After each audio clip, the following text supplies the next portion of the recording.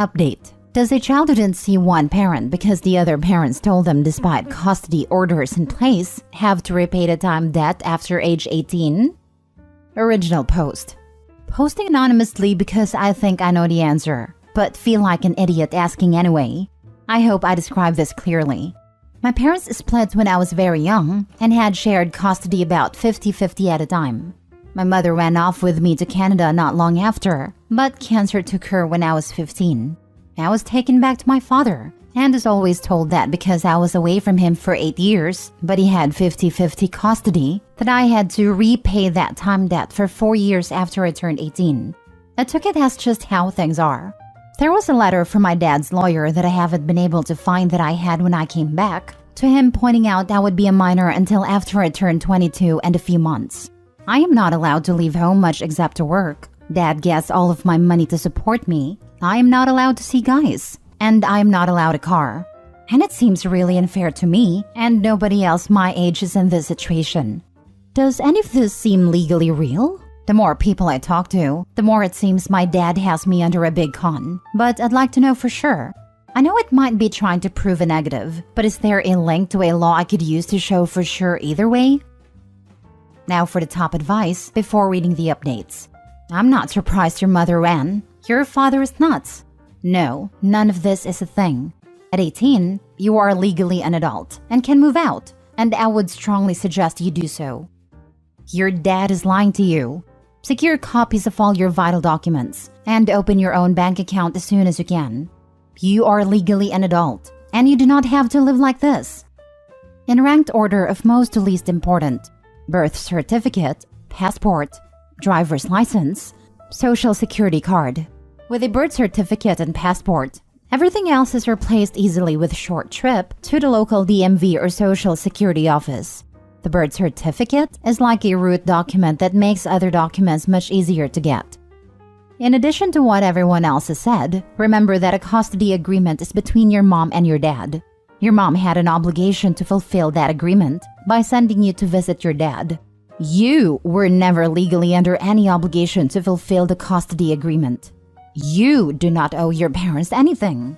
There are actually laws against the idea that children owe their parents anything for existing and being raised by them, or some parents otherwise would try to sue their children for the thousands of dollars we spent on your food and clothes and room and board between ages 0 to 18. If your mom failed to fulfill the custody agreement, you were never under any obligation to rectify that.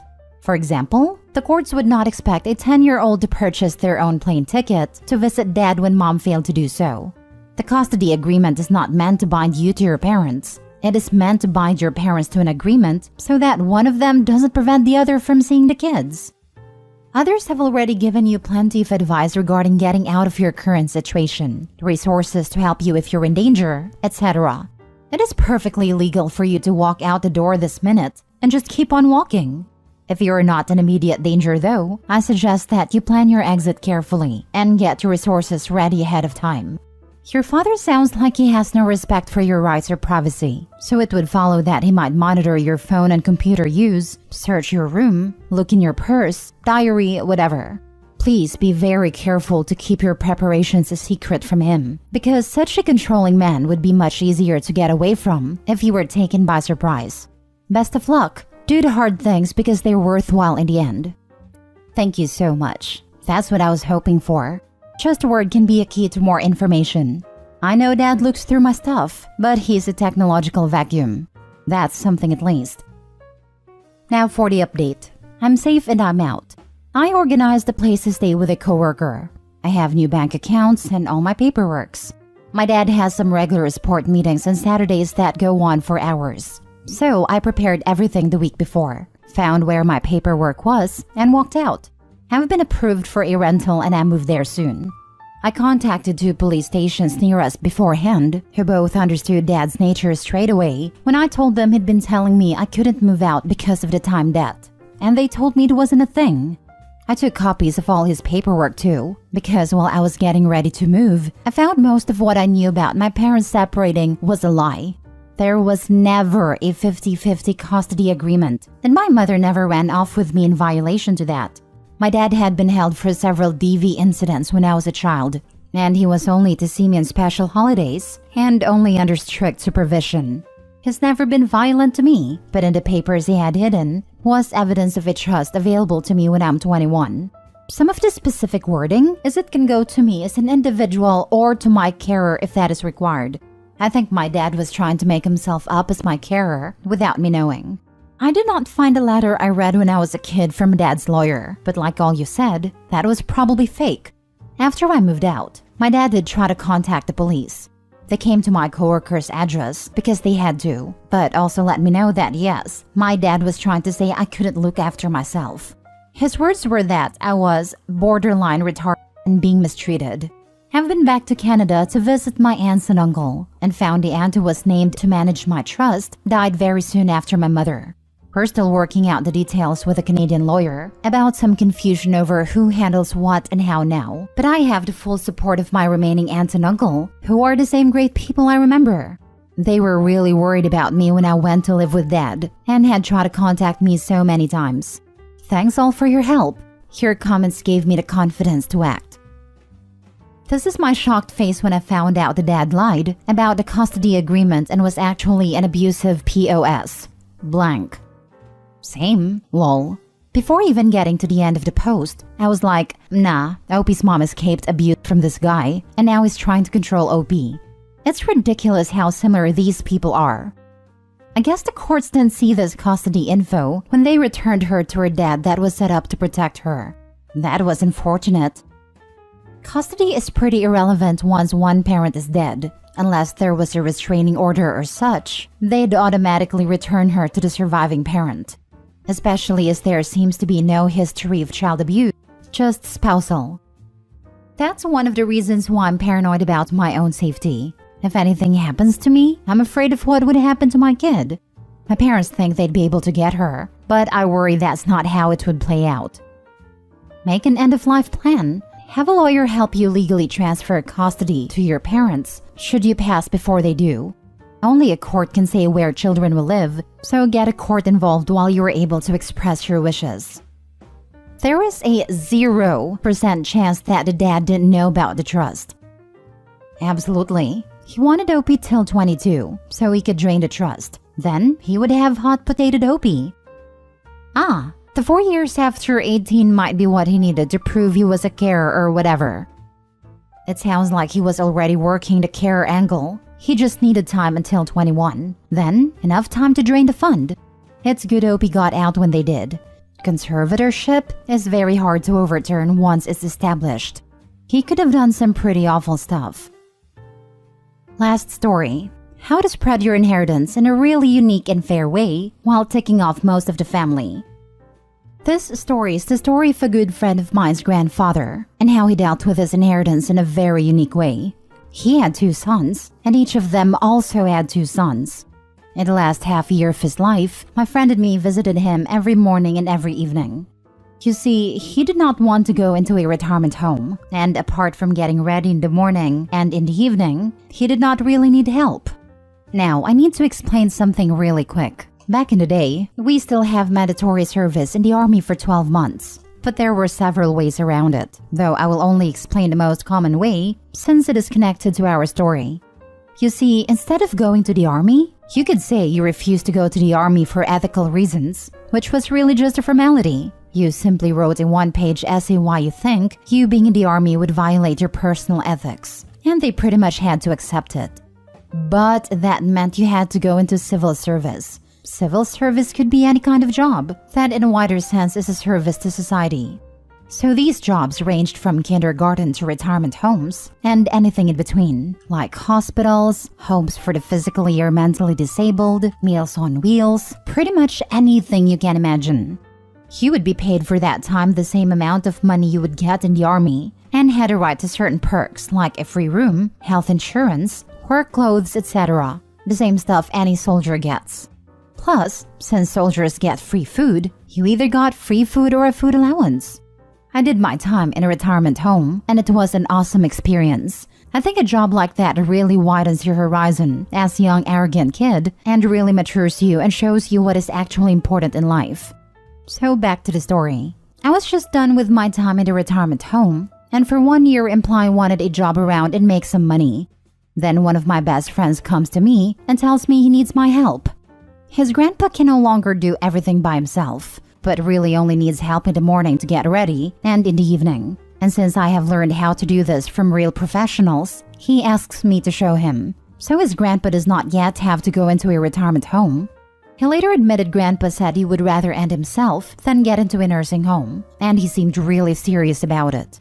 He did not tell me at the time, since he did not want to pressure me into help like that, which I really appreciated. He was one of my best friends, and I really liked his grandpa. When I was younger, I did not have a grandpa, but we visited him all the time and I became his unofficial 5th grandson. So of course I said yes. The original plan was to show him for 2 to 3 weeks, and then observe him for another 2 to 3 weeks, then he would do it on his own. But we ended up doing it together for over half a year. Then grandpa had a stroke and died within 2 days in the hospital. 2 days later, my friend asked me to come with him to the lawyer where the last will would be read. His grandfather had specifically asked that his will should be read a day before he gets buried, which is quite unusual, but not illegal as such. I asked why he wanted me there, and he told me the lawyer had officially invited me, since grandpa had left me something as a thank you for my service. I was a bit embarrassed, but also happy that grandpa had thought so highly of my service that he even put me in his last will. Now, my friend's dad is an entitled a-hole, and the same goes for his uncle. We arrived there and went into the room. My friend is F. You get 3 guesses who me is. Entitled dad is ED and entitled uncle is EU. Entitled dad to me. Why the hell are you here? I know dad called you in jest his 5th grandkid, but this is for real family. Entitled uncle. I bet the gold digger hoped he would get some money in the will. Me. I was asked to be here by the lawyer. Take it up with him. I have no idea why I'm here. Entitled dad. If you pulled something to get to his money, I will sue you so hard, even your kids will still need lawyers. Friend, show some respect and stop shouting. I know you two did not really care about your dad, but show at least a minimum of respect. Entitled uncle, how dare you talk like that to your elders, you little turd? Friend, you two get exactly as much respect from me as you showed your own father. None. He really shouted the last word, and it finally shut the two up. We sat down and still had to wait for the other 2 grandkids to arrive. The 2 sat right behind us, and what they talked about really made my blood boil. Apparently, they had both gotten new cars, new jewelry for the wives, and had planned a huge holiday. All that was paid for by credit, and they had planned to pay for it with the inheritance. None of them said even a word about missing him, or being sad that he died. Nothing. Only me, and money. They seemed to be in competition who could spend the inheritance faster the way they planned away the money. Then finally we were all there, and the lawyer read out a short letter from Grandpa. What I'll tell you here is a much shortened version, but the real thing was several pages. But it boils down to this. In recent years, I more and more realized that some people in my family cared a lot more about me than others. I am especially disappointed in my 2 sons. But I wanted to be really fair and not biased. So I came up with a point system. Letter/phone call. 1 point plus 1 extra if it is very long. Visit. 2 points per hour plus 1 point per hour of travel to me and back. Helping me out with something. 3 points per hour. And this is the final result over the last 3 years of my life. Entitled dad, 8 points. Entitled uncle, 10 points. Entitled uncle's kid 1, 150 points. Entitled uncle's kid 2, 133 points. Friend's brother, 288 points. Friend, 7,341. Me, 5,883. My lawyer has already liquidated most of my assets except the house. Once it is sold, the money will be divided by the points, so we know what each point is worth, and then every person gets a share of the money according to his points. For about a minute, you could hear a pin drop. Then both entitled dad and entitled uncle started shouting at the same time that they knew we would have pulled something and this will would never stand. Of course, they tried to sue entitled uncle, his kids, and entitled dad together. But they lost, and there was a secret clause in the will that if someone sues against the will, he loses his share of the inheritance. It took nearly 3 years until all the lawsuits were over, and I was blown away when we finally get the money. I am not naming a sum, but it was way more than I felt comfortable accepting. So I wanted to give at least some of it to the other 3 grandkids. But my friend finally convinced me to accept it, saying, "You cared for him when he needed you, without expecting anything for it, which makes you 10 times more his family than any of those losers. They got what they deserved." Now for the comments. Props to this grandpa and to you. You are a really caring person. Thanks, man. Well, in many ways, he really was my grandpa. I still remember fondly how he read stories for us as kids, or taught us fishing, and how he had self-made cookies in a special jar for us. We only got one per visit, and damn were they good. So when my friend asked me for help, it was never a question of if I would do it. It was the least I could do to help him avoid his biggest nightmare, the nursing home. It was not that much work, like 1.5 hours each day on average, but we stayed for much longer usually to keep him company. I really loved the old geezer, and he had so many interesting stories to tell of times I only know from history books, like going shopping with a suitcase full of money in the 20s during the hyperinflation in Germany. I had a few stories of my grandpa too. He died when I was 8, but I remember my dad telling me this one story about him. So, my grandpa served on a submarine repair boat in World War II. Never saw action, but apparently he was the only one with the guts to climb up the flagpole to hoist the flag on a ship every day while the boat was rocking with the waves. They also apparently served pineapple every day on the ship, and according to my dad and grandma, he never ate a pineapple again in his life. Oh yeah, he had a ton of war stories as well. In a way, he was lucky, since he was never on the Eastern Front, but he did see his fair share of action till he became a POW after D-Day. At the time, he had a small post about 10 kilometers from the Normandy beach, and the Allied forces really surprised the Germans with how quick they conquered the beaches and quite a bit inland. Great story, man. Extremely sorry for your loss, even if he isn't family by blood. Sometimes you chose your own relatives, and he was the grandpa I never had. I imagine the final scene from Gran Torino, where Clint Eastwood left his car to the kid from his neighbor, who was a better kid than his own grandchildren. Good on you, OP. Update. Am I the a-hole for getting a job to get out of taking care of my husband's autistic niece? Original post. My husband, 30 male, became the legal guardian to his sister's daughter, 17 female, 2 months ago. She lost her single mom last year. My in-laws took her in, but they were too old. That was when my husband became her legal guardian despite my concerns. He told me that he would take care of her completely.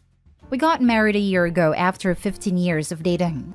I had a very successful career in a very physically and mentally demanding field, and I had to travel a lot. We wanted to start a family, and I agreed to be a stay-at-home mom. I quit my job a few months into the marriage when I got pregnant. Sadly, I had a miscarriage. Then his sister died and everything is on hold. In the meantime, I took a part-time job in a related field which allows remote work so that I'm not bored out of my mind. My sister-in-law was a nurse. She quit her job to take care of her daughter full-time. Her daughter has a variety of issues, including nonverbal autism, a series of development disorder like dyslexia, and severe sensory issues. My husband says that he does most of the work, but he doesn't. Since I'm working from home part-time, most of the caretaking falls to me. She gets angry and has meltdowns all the time. She doesn't like the food I make, and most of the time she ends up throwing the food at the floor or at me. I am at my wit's end, and it is just so emotionally exhausting. Around December 15, my husband was working late and asked me to take care of dinner. She's very picky about food. The slightest change in texture or taste from what she's used to can cause a meltdown. She threw the plate at my feet and I ended up bleeding.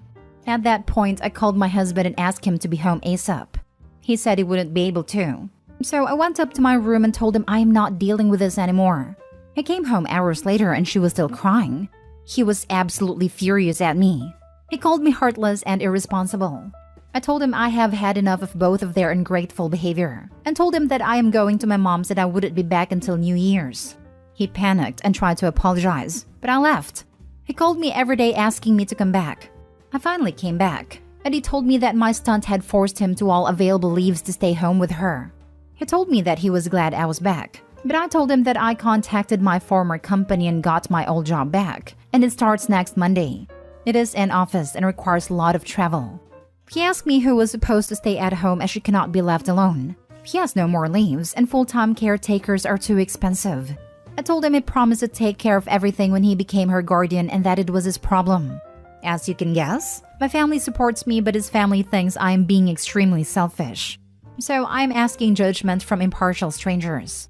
Am I the a-hole in this situation? Now for the top comments before reading the update. Not the a-hole. Your husband likes being the hero but doesn't have a clue as to how to do the actual work, so he just left it all to you. You have been sorely taken advantage of, and I don't think you are qualified to handle this level of need. Your niece needs expert help. And by referring to your need for a break as a stunt, it's clear he views you as having had a temper tantrum, and he has graciously allowed you to get over your snit but expects compliance from now on. It has also given you a preview of what parenthood will be. You do the work, he gets to enjoy the hour or two of happy, fed and bathed child that he can play with and hand back. Taking care of a special needs child requires some serious work. Opie's husband just wants the good things about having a child, but hands all of the real work to her. He told her he would be the one to take care of her completely, but flipped out when the struggle begins. Caretaker burnout is very real, and referring to Opie's need for a break as a stunt shows just how little he respects and appreciates her work, as well as his limited understanding of what it takes to care for a special needs child. Opie, you're not heartless or irresponsible. You took care of a child that weren't your responsibility. That alone makes you far better than your hubby. You were literally injured taking care of her, but all he cares about is how you didn't do what he promised to do? Get your job back. He's her legal guardian. He has to and will take care of her. He's being massively ungrateful. I feel bad for your husband's niece. Hopefully she gets the help and care she needs. Info. Are you planning on still being married to him? At the moment, no. I'm just trying to see what happens next. But if he doesn't find a solution that expects me to be a full-time carer, then no, I would walk away. Walk away? He will tell you whatever he needs to tell you to make you stay, like you did the first time. And then you will again find yourself being slowly manipulated into the caretaker role. He already know that. That marriage cannot be salvaged. It won't work if your niece stays. And it won't work again if your niece is placed in a home. This is over. He will resent you, and you have found out you cannot trust him. There is no more basis for a relationship. Yikes. That's true. How sad. 15 years of dating and 1 year married just to be ruined by family rubbish. True. They can't stay together if the disabled kid is there, and he won't forgive her if he has to send the kid to a care facility. Poor Opie. And now for the update. A lot of people were messaging me for an update, so here goes. I wish I could say things got better. My husband took a few days off to interview special needs nannies/caretakers. He ended up finding a good and experienced person to take on the job. He hired her for 9 to 6 during weekdays. One day, she ended up saying she could not make it for a couple of days due to an emergency. My husband had a meeting he couldn't miss and asked me to look after his niece for the day. I refused, and he took my car keys while I was getting ready and left before I noticed so that I could not go to work. I grew up with a narcissistic, gaslighting father who did stuff like this all the time. So I told him to come back in 1 hour or I will call CPS, and once they get there, I will call a cab and get to work. He ended up driving back, and this turned into a big fight, and I told him that if he does it again, I will walk out and never look back. He apologized and said that he was just desperate. The worst happened 2 weeks ago. I needed to travel for a couple of weeks for work and I could not find my passport. I'm a very organized person and I knew that I did not misplace it. I ended up calling the non-emergency helpline. They ransacked the house and found the passports hidden in his gym bag. It is a crime to steal passports, and they asked me if I wanted to press charges. I said no. Another fight. He told me that he needed me at home that weekend due to a social welfare visit, and he knew that I would not stay even if he had asked me. I finally kicked them both out of my house, and I told him I would call the police if he came near me again. My house is a premarital asset, thank God for that. Then told him that I would be filing for divorce.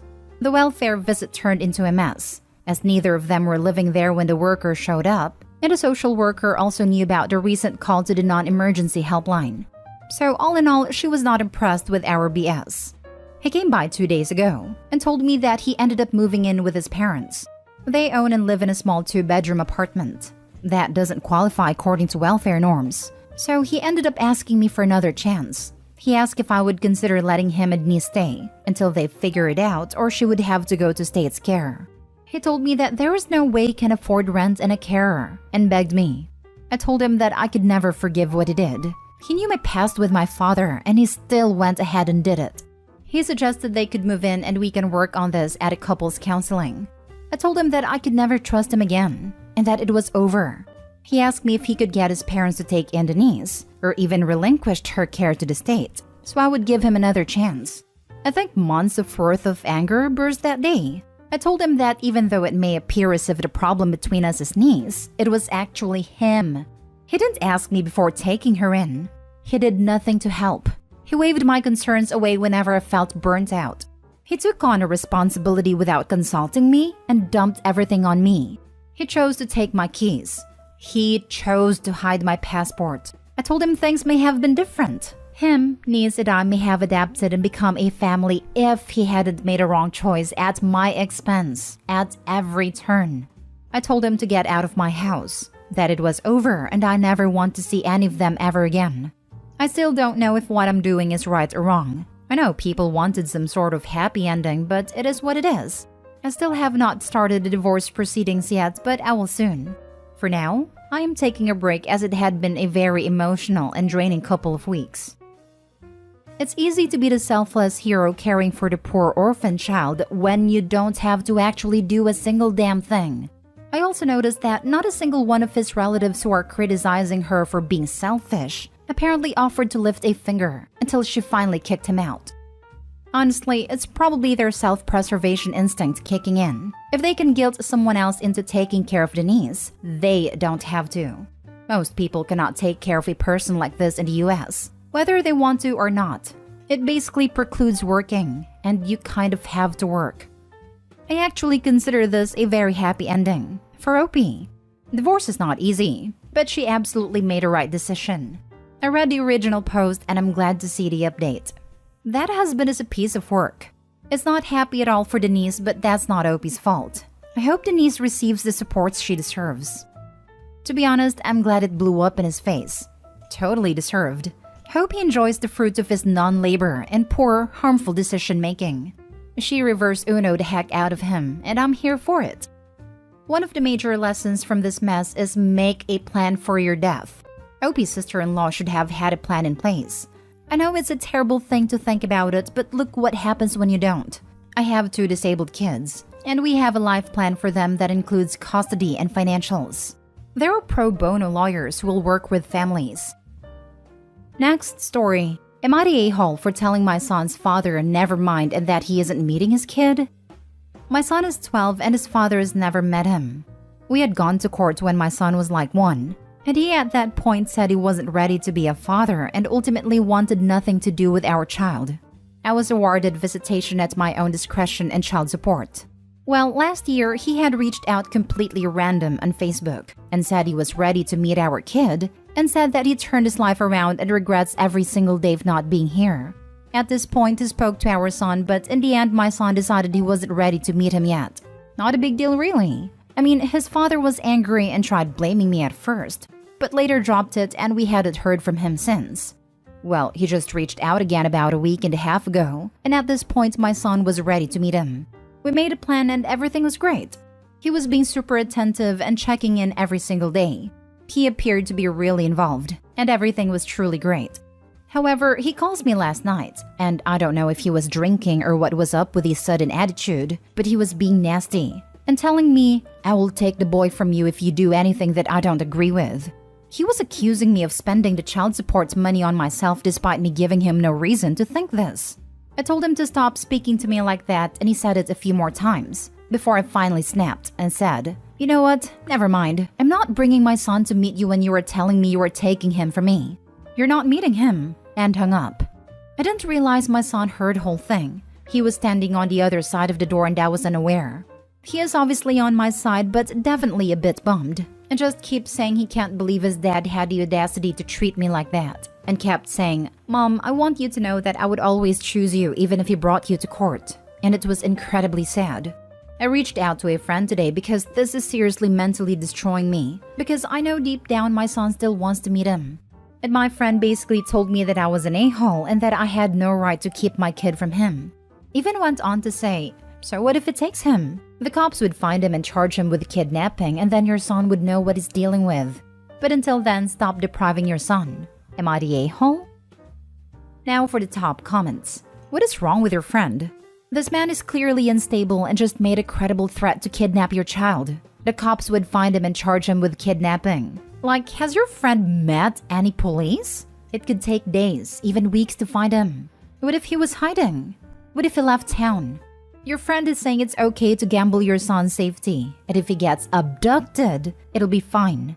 Who cares about the mental harm that'll inflict on him or the physical harm an unstable man could do to him? Not the a-hole times infinity. Your friend needs to stop thinking of human lives like objects. Right? Like, what does it matter if your child gets kidnapped? Also, some kidnapped kids are never recovered. Some are unalived.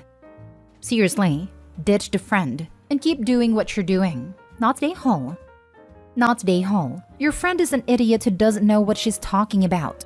My cousins got kidnapped by their father, and it took them out of the country until he got sick of them. The police did absolutely nothing. You did the right thing, and you should probably dump that friend. The same thing happened to my cousins. It took my aunt 2 years and a series of very expensive lawyers to get them back. Yep, had a friend who had his wife served with divorce papers because he was extremely unhappy in the marriage. Counseling wasn't helping and he didn't want to be a cheater. Within 6 hours of her being served, she and his child went missing. The police said it was a civil matter. She went to a neighboring state and took our state 2 years to find her.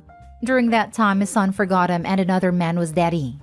He ended up giving his parental rights because he talked to a child psychologist who said it could be traumatizing for the child to be forced on a stranger, even if he is the father. Last story is titled, Am I the a-hole for refusing to answer my sister's video call so she can see her baby?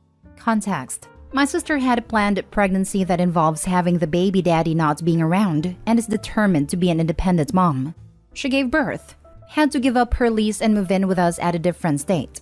Not a short amount of time after, she managed to get her dream job, knowing that she still has her 6-month-old baby to take care of. This job was not a limited time position and is always hiring in masses every few months or so. She took the job, had to relocate to another state and left us with her baby. I quit my work before she came, so she expected me to take care of her baby. She calls every day to see her baby, and at first that's not an issue to me. But at some point, it just became very depressing for me that this past few months, all I have been doing is taking care of her baby while her IG stories are just her having fun on her job and partying at clubs on her day offs. She does come home once a while when she feels like it to see her baby. Mind you, with her line of work, she's able to fly freely to other states without any expense on her behalf. Recently, I expressed what I felt about watching her baby and she called me rude and selfish, and that it was my fault for not having a job. And in her own words, "You're family, you're supposed to help me out." Mind you, I did have some job offers, but could not take them due to the fact that the hours I have to work is the hours that I have to watch the baby. I can't just leave the baby unattended. She then called us, her family, screwed up family, because I did not answer her calls. Am I the a-hole?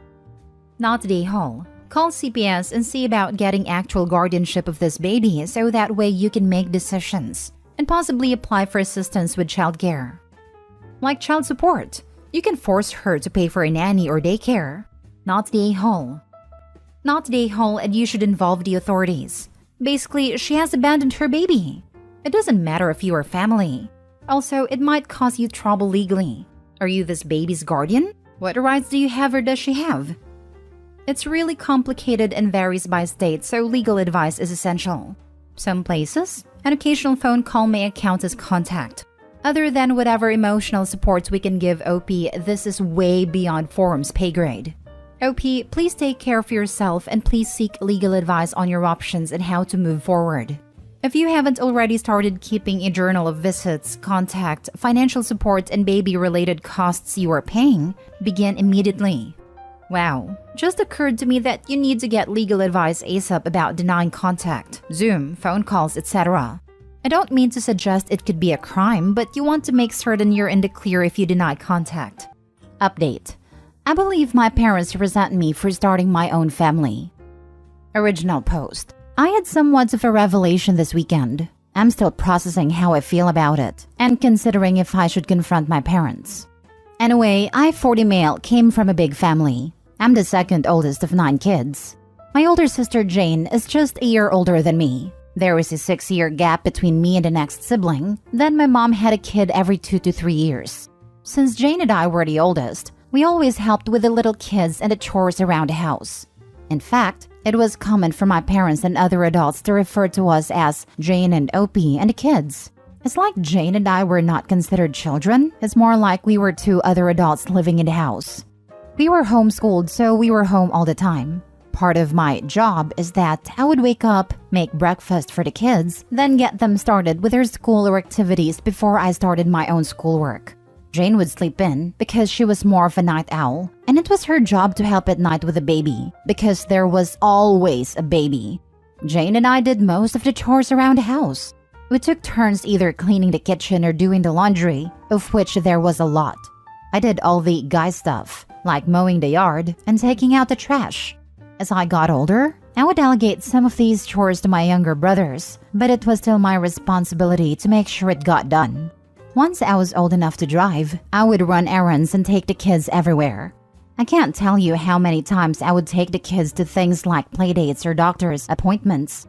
I would often tuck the kids in bed and tell them stories. To me, these things were all just normal, but looking back on it, I was more like a second dad to the kids than a brother. Jane and I did have a lot of freedom as teenagers to go out with our friends if the chores were done.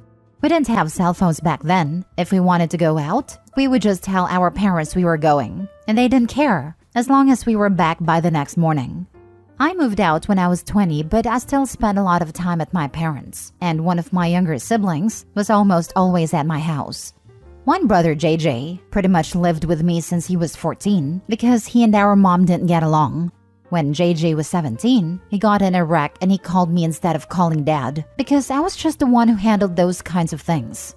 During all of this time, my parents always talked about how important it was for Jane and I to help with the kids because they were so busy with their ministry.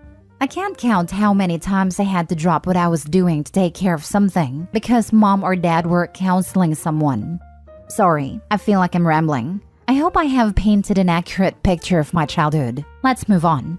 I had not really dated much, but when I was 25, I met and started dating Anne. We fell in love fast and got married less than a year later. My younger siblings love Anne. She's a great cook and hostess. Our house became the hangout spot. My younger siblings even started calling her Mama Anne, something they still do to this day. We have now been married 15 years and have 2 kids of our own. My mom and Jane, though, did not like Anne. Jane and Anne get along okay now, but Anne and my mom do not have a good relationship. I never understood why, but I think I have finally figured out it's because they see it as Anne having taken me away. As Anne and I focused on our relationship and started a family, I spent less and less time doing things for my parents. My dad liked Anne at first, but over the past few years, their relationship has soured. Throughout the years, my dad has made comments to me about keeping up my responsibilities. One time he called me about one of the younger kids who had gotten in a fight with my mom and said, "You better get your brother and change his attitude. It's not okay how he treated your mom, and you were going to make him apologize." A few years ago, Anne and I set some boundaries with my parents, telling them we were not going to raise or discipline their kids. Our home is always open to my siblings, but we no longer let my parents try and use us to straighten them up. My parents have not taken this well. About a year ago, Anne injured her foot and couldn't walk for a while. Just as she was getting better, I was diagnosed with kidney disease, which then turned into kidney failure. I've had several surgeries with another one coming in a few weeks. It's been a rough year, and during this time, my parents have not only refused to help, they have actively made things harder for us. Things like promising to help with our kids but then canceling at the last minute, usually because something ministry-related came up. Then recently, my sister-in-law who lives in another state had a baby, and my mom has been staying with her and helping for the past 6 weeks. My sister-in-law has said that mom is a godsend and is so wonderful. My dad has gone to help every weekend. This hurts me because my mom wouldn't give us a single night to help with our youngest when he was born. Anyway, I'm sorry this post has turned out longer than I thought it would. I needed to get some of this off my chest. This weekend, I was talking to another sister and telling her how I don't understand why mom and dad don't treat me like they do the rest of the kids. Even Jane. It's like I'm not one of their children. And it just kind of hit me that they resent me for getting married and starting my own family and leaving them to raise their own kids. Part of me is relieved to finally realize why they treat me like they do, and part of me is sad. I'm kind of scared about this upcoming surgery, and I really wish I had a parent I could talk to about it. But I don't feel like I have parents, just some people that I co-parented my siblings with. Now for the top comments before reading the update. Your parents used religion as an excuse not to parent. Extremely bad parenting, and it was wrong expecting you to do the job they should have been doing. Your parents need a wake-up call about their selfishness. Hit them hard with what they have done wrong, then go no contact, as you don't need that kind of negativity in your life. That's hard to hear, but you might be right. Those selfish, horrible people who used and enslaved you do not deserve to have a relationship with you. How nice it would be if their congregation heard about how they treated you as a slave and now won't lift a finger to help you. How unchristian of them. You should write a book. Maybe your younger siblings can help you, where your own parents failed you. I had a friend in a family of 10 kids. They were very religious, but not homeschooling. I'm not even against homeschooling. It's just that a lot of parents don't follow through and just use the kids for errands at home. Anyway, the 2 oldest were the caretakers for the rest. The oldest left the family and they have cut her off. I think you are absolutely correct in assessing their view. I was the oldest of 9 in a homeschooling family, and I'm honestly surprised that Opie was just as much a caretaker as Jane. In many families like mine, and I knew a bunch of them, many even bigger than mine, the oldest male is a magical unicorn being who can do whatever he wants and be supported, while the oldest female deals with absurd expectations of living their lives as a martyr for the sake of their family's well-being. I don't wish the experience Opie described on anyone. However, the thing I noticed that surprised me is that, at least his parents were equally crappy to both Opie and Jane. I'm so sorry, Opie. It's also unfair. Your parents basically cranked out babies for you and Jane to raise, while they got to look pious with their ministry. But at least your siblings love and value you. You and Anne sound wonderful. Anne is the most amazing person ever. I love her so much. I think she is more of a mom to my siblings than our mom ever was. Now for the update. Thanks to everyone who engaged with my last post. It has been therapeutic. This post is a brief update and then I will answer some questions. So, I spoke with my wife Anne about it last night. I said something along the lines of, I've realized that my parents resent me for starting my own family and not helping them as much, and that is why they treat me so differently. And I think you've been trying to gently tell me this for years, but I was too dense to get it. We were sitting in the bed at a time, and she leaned over and patted me on the head and said, "You are so pretty." I laughed for like 10 minutes. It was a great emotional release. A lot of you said she sounds wonderful, and she really is. I just can't express how much I love her. About Jane, my older sister. Jane did get married and start a family about 2 years after I did. Jane and I had a falling out and didn't speak for several years, but we are okay now, just not very close. Our falling out was more about religion than anything. She is very religious like my parents, while I am not. I am religious and we attend church, but it's not our whole life like it is for my parents and Jane. Younger siblings. The youngest is 22, so they are all adults now. The second to the youngest passed away several years ago, so there are 8 of us now. I am very close with all of my younger siblings. They still come hang out at my house all the time and they are all great aunts and uncles to my kids. All of them, including Jane, are upset with how my parents treated me this past year. Help with my kids. While I am disappointed in my parents for not helping, I do not need their help. Anne and I have close friends, plus we both have siblings that help. Anne's parents live far away, but they help when they can. We really are okay, and feel very blessed and loved with all the help we have received. Therapy. Part of my kidney treatment plan includes access to a therapist, and I love her. She has been great in helping me learn to live with an illness. I'm not sure if she is the right person to speak with about my parents, but I will ask her and see if she can refer someone if not. I will wait until after my surgery to bring this up, as I need to just focus on that right now. Setting boundaries. When I say my parents won't help, it's not that they say they won't help. It's that they offer to help, and then they either bail at the last minute or they change the plan so much that it causes Anne and I a lot of stress. A few months ago, Anne was sick and my mother offered to pick our kids up from school. It's a long story, but she kept changing things and making it very complicated, and my youngest ended up being left alone for a little while, and he got scared. After that, I had a harsh talk with my parents and told them how disappointed I was in them, and how I needed to focus on my health, and they were making things worse. I told them they are not allowed to take my kids anywhere, and they are not allowed to just drop by at my house, and in fact, they were not even allowed to offer to help. Because my mom doesn't take no for an answer and will nag until she wears me down. My parents were mad about this, but all 7 of my siblings took my side and rallied about me, and so my parents have respected that so far. Going no contact. A lot of people recommended going no contact, but I don't want that. I still love my parents, even though they have not been great parents. My kids love them too, and I don't want to take that away. They're good grandparents when they show up. I don't think my parents are awful people. I think they had this vision of how they wanted to have this big family and this big ministry, and I think they just didn't realize the responsibilities they put on Jane and I. I have spoken to them in the past and expressed how it was messed up that they put so much on us as kids, and they have apologized. Putting my parents on blast at their church. Several people recommended going to their church and telling people how they have treated me. You don't understand this church. They would praise my parents for putting God and a ministry above everything else. These super religious people are crazy. I guess that's it for now. My surgery is in less than 2 weeks, so I'm going to focus on that. I'm going to put this thing with my parents on the back burner, and later I will decide what, if anything, I'm going to do. Thanks again to everyone for your comments. It has really helped me work through some feelings. Make sure you have a will set up, and your wife is POA. And that in no way, if you pass after the surgery, that your parents can claim anything of yours, including access to your children.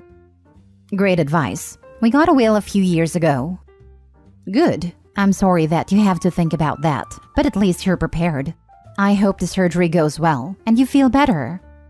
Not a therapist myself, but rather integrated with someone dealing with issues.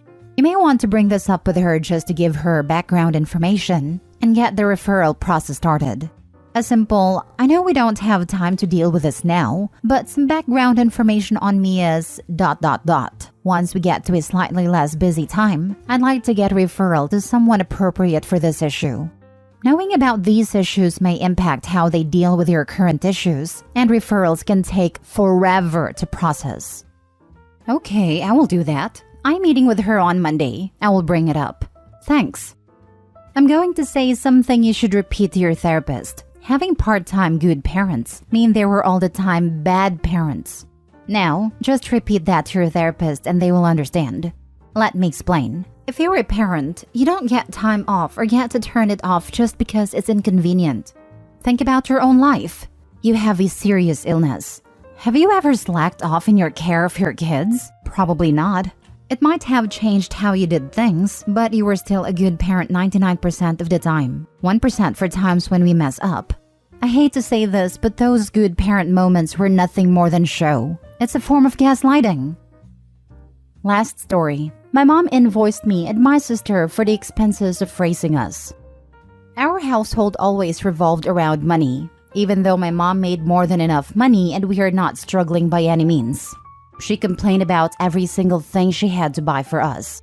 Everything. Food, clothes, medical expenses, toys, laptops and phones, school costs, everything. We always knew exactly how much we were costing her, and we didn't dare ask for unnecessary things like leisure activities or expensive toys or hobby supplies. We started working very young, and she manipulated and guilted us to give her all the money we earned to pay off what we owed. When I turned 18, she completely cut me off financially, but kindly offered to let me rent my bedroom out for her and sent me an invoice of every cent I've ever cost her, totaling over $700,000. She billed me for Christmas and birthday presents. She even billed me for her medical expenses for the pregnancy and delivery, and wanted me to back pay rent to live in the house from birth. She did the same to my sister 2 years later when she turned 18. We were supposed to pay her back over time, starting the day we turned 18. Both of us were still dealing with a lot of internalized guilt from her constant manipulation, so we actually did pay for a while. Aside from necessary expenses, our entire paychecks were going to her. We rented our bedrooms in her house, and she separated her food, cleaning supplies, cookware and tableware etc. from ours, and charged us to use them. She generously included the use of the household appliances in our rent. It wasn't until I was 21 and my sister was 19 that enough people had told us this whole arrangement was unhinged that we finally snapped out of it. We moved out together and have stopped paying our mom or even contacting her at all. I'm glad you and your sister finally moved out. People like this amaze me. Why even have children? You didn't ask to be brought into this world. You owe her nothing. Did the mom have to pay back her mom, Opie's grandmother, for being erased? What kind of insane logic is this? Cripple your kids with debt from day dot is a surefire way to teach them good monetary skills later in life? Or just straight up so obsessed with money they charge everyone and anyone? Wait to set an example. Right, it seems she needs to be met with the same type of treatment. Speak to a lawyer and find out how much roughly you could sue her for damages to your mental health and emotional well-being. You did not ask to be born, nor did you ask for any presents or other things she bought. Go through the list and work out how much the therapy would be to put right the mental anguish she has caused you over the years. Find out what your state says she should provide you with for the 18 years, and find out where you stand exactly. Then present a united front to her with a parcel of documents for her to digest at her leisure. I would put money on the fact it could be over the $1 million mark. Watch her face fold and tell her to have a nice life. We will call it even. Every time she has said things like that, she has taken a toll on your health, and within the law, she could be made to pay. The last thing she would expect is that. I wish you both a lovely life the heck away from her negative crap. We don't have enough money to sue, and she knows that. She's a lawyer, so I can't imagine a world where we'd win this kind of lawsuit against her.